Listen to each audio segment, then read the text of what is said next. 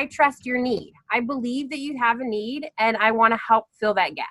Community trust, a core value to A.J. McCreary and the group behind the Equitable Giving Circle in Portland. You have a need, I believe you, and I'm happy to get you that resource.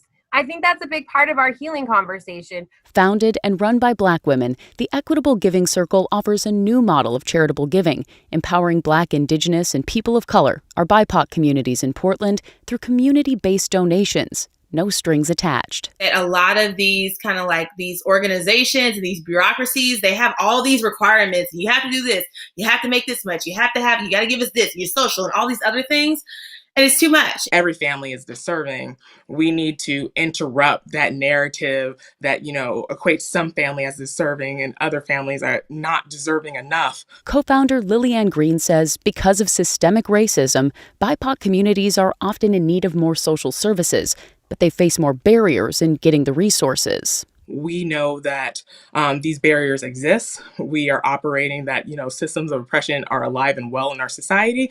And we are building systems and recreating and deconstructing systems that are not working for our communities. And I think that's the beauty of the Equitable Giving Circle, really thinking about how we, rebuild and change how we serve families and serve communities. They started organizing in January. When COVID-19 hit, they kicked it into high gear, raising more than $500,000. The money will go to meet immediate needs and big-picture projects like housing, diversity education, and right now, community-supported agriculture. The Equitable Giving Circle buys shares from BIPOC farmers in the state, bringing food directly to BIPOC families without enough to eat. We've been kind of just feeding families one-off the last couple of weeks with some of the produce that's already ready, but we'll officially launching the next couple of days. Really excited to get the word out and start getting families connected with quality food.